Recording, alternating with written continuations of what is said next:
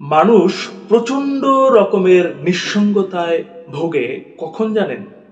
বৃদ্ধ বয়সে। মানুষের বন্ধুর প্রয়োজন হয় খুব বেশি কখন জানেন? বৃদ্ধ বয়সে। অথচ কি আশ্চর্য, এ সমাজে বৃদ্ধ বয়সী সঙ্গী বাছাইয়ে আরোপ করা আছে নানান ধরনের অদৃশ্য নিষেধাজ্ঞা। বন্ধুদের সঙ্গে বৃদ্ধকালে সময় কাটানোকে ধরা হয় চরম বিলাসিতা। অদ্ভুত না ব্যাপারটা? বৃদ্ধ বয়সে দীর্ঘ দিন ধরে নিঃসঙ্গতায় আর অবসাদে ভুগে ভুগে যারা আত্মহত্যা করছে, সেটা আত্মহত্যা নয়, মূলত হত্যাই। আমাদের সমাজ আর সমাজের নিয়মগুলোই তাদের বাধ্য করে ওই পথে হাঁটতে।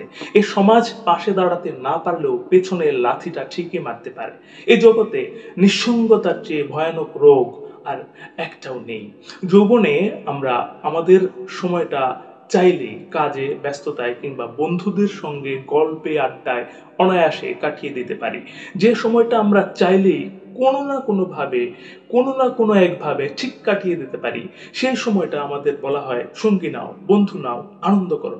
অথচ যে সময়টাতে মানুষ বয়সের ভারে নুয়ে পড়ে, নিঃসঙ্গতায় ডুবে যায়, একাকিত্বে জঘন্যভাবে মরে যায় প্রতিটি মুহূর্তে, সেই সময়টাতে সমাজে অনেকটা নিয়ম করেই বলা হয় তোমার সঙ্গী বাছাই অন্যায়, আনন্দ করা অযৌক্তিক।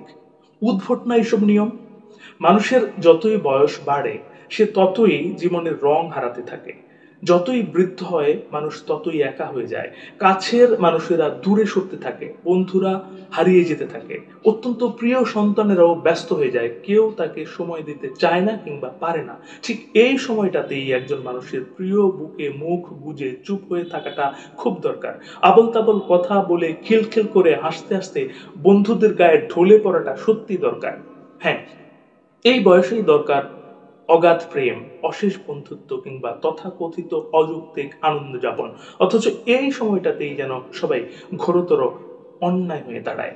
আমাদেরই তৈরি সমাজের কাঁটাতারে বেমানান ত্যাগ দিয়ে যারা বা যাদের চামড়া আমরা ছিলে নেই, একদিন সেই সময় গড়িয়ে একই কাঁটাতারে তাদের মতো আমাদেরও চামড়া ছিঁড়ে যায়।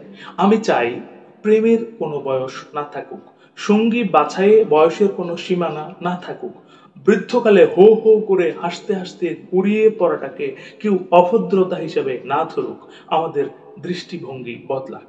৮০ বছর বয়সে বিয়ে করতে চাওয়াকে কেউ ভীমরতি না বলুক, ৫০-এর পরেও কপালে টিপ, নীল শাড়ি কিংবা ম্যাচিং করা চুড়ি পরাটাকে কেউ বেখাপ্পা না বলুক, স্বামী মারা যাওয়ার পর লাল শাড়ি পরাকে কেউ ঢং না বলুক, সন্তানদের বিয়ের পর যে বিপত্নিক কিংবা বিধবা মানুষটি একাকিত্ব ঘোচাতে বিয়ে করে, তাকে নিয়ে কেউ ঠাট্টা তামাশা না করুক।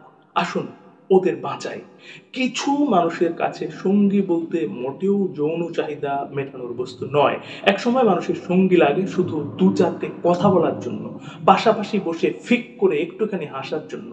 বিশ্বাস করুন, একটা সময় সঙ্গী লাগে আর কিছু নয়, শুধু চোখের দিকে অপলক তাকিয়ে থাকার জন্য, একজোড়া প্রিয় চোখের দৃষ্টিতে বাঁচার জন্য।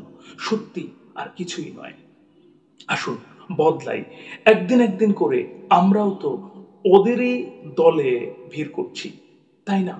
বন্ধু, আজকে এখানে শেষ করছি। তার আগে একটি কথা মনে করিয়ে দিই, এই পৃথিবী তাকেই সম্মান দেয় যে ইউনিক কিছু করতে পারে। আপনি ইউনিক কিছু করুন, ভালো শুনুন, ভালো থাকুন।